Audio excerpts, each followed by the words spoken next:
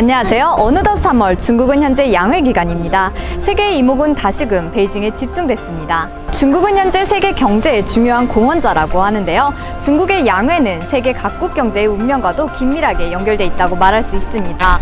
해외 언론들은 양회는 가치 있는 정보를 수집할 수 있는 중요한 타이밍이라고 보고 있습니다. 또한 정부 업무 보고는 양회의 하이라이트입니다. 3월 5일 오전 중국 국무원 총리 리커창은 정부 업무 보고에서 고품질 성장을 대대로 추진해야 한다고 밝히면서 품질 제일, 효익을 우선시하며 경제 구조의 최적화와 업그레이드를 촉진해야 한다고 강조했습니다.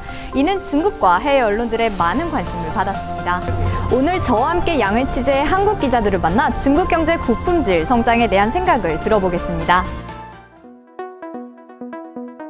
중국이 과거에는 성장률 위주의 어떤 양적인 성장을 중심으로 삼았는데 최근 들어와가서는 질적인 성장으로 경제의 질을 지금 전환시키고 있는 과정인데 중국 기업들이 하나하나 어떤 앞서가는 기술을 중국이 선도하면서 내놓고 있는 분야들, 이런 중국의 혁신들을 보면 한국 입장에서 굉장히 놀랄 때가 많습니다. 중국의 과거에는 핵심 기술이나 첨단 설비 등 분야에서 대외 의존도가 높았다면 점차 기술력이 높아지면서 스마트폰, 드론, 고속철, 반도체 등 분야에서는 이미 높은 수준의 기술 경쟁력을 갖췄다고 생각합니다.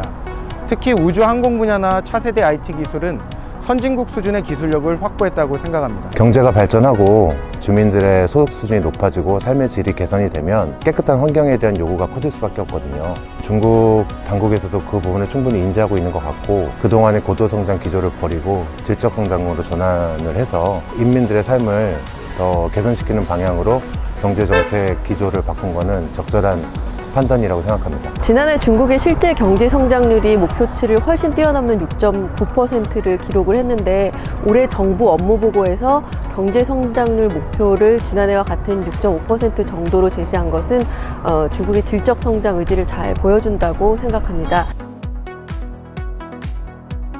과거에는 한국 기업인들이 중국에 와서 공장을 차리고 거기서 중국의 값싼 노동력을 이용해서 제품을 만들어서 제3국에 수출하는 형태를 많이 했는데, 지금은 중국 자체의 기술력이 성장을 했기 때문에 한국에서 중국으로 진출하는 기업들은 절대적인 기술적 우위를 확보하지 않으면 이제 중국에서 기업을 할 수 있는 공간이 많이 사라질 거라고 보고 있습니다.